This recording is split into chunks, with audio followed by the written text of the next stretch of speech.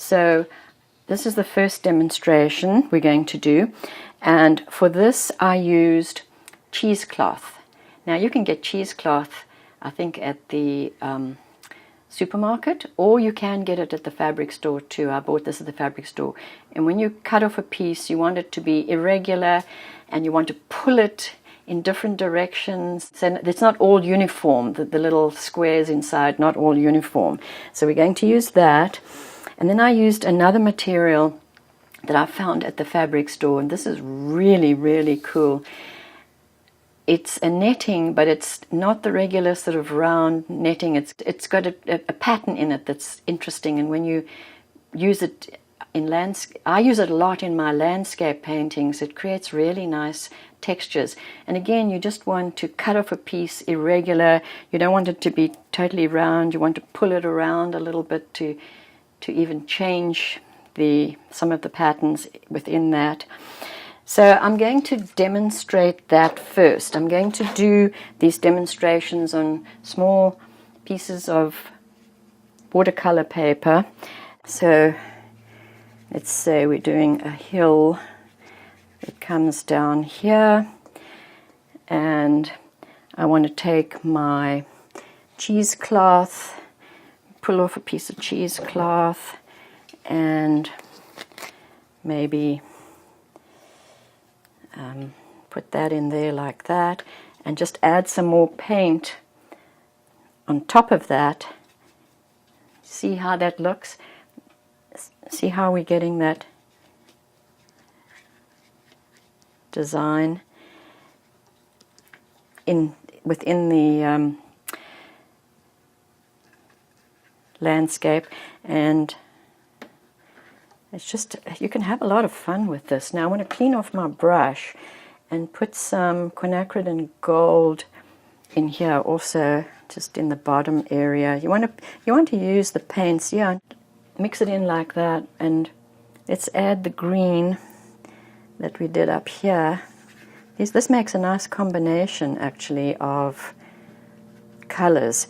Now that green is a little thin if we're going to put a pattern in it, so you want to make it a little bit thicker.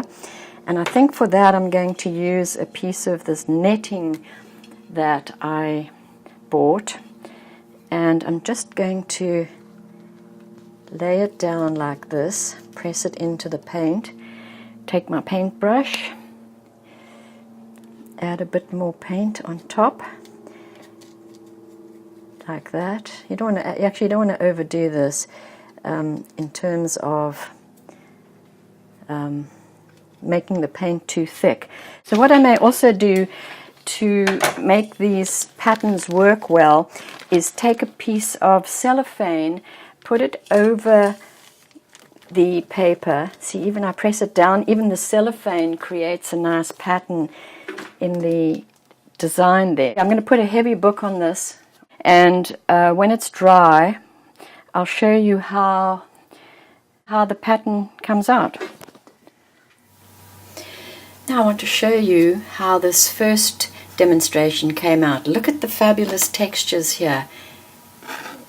This was with the cheesecloth, and this was with the netting that I pulled apart, and this texture up here was just by putting the cellophane over the wet paint and pressing it down with a heavy book.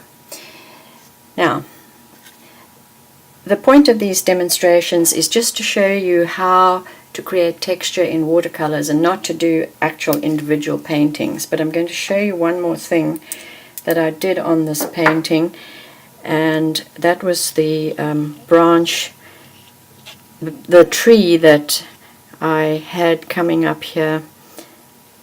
And I'm going to take a straw, a regular straw, and just start blowing.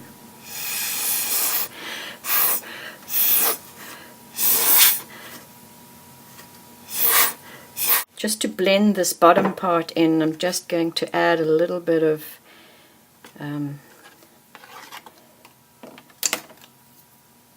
just do this. Maybe I'll just squirt it actually. I just want to blend the tree trunk in, because it would look funny just standing on top of the paper like that. So I just want to do some foundation for the tree. But you can get some interesting results in all sorts of different ways, and I'm quite happy with that one. I think that one came out best of all of the demonstrations.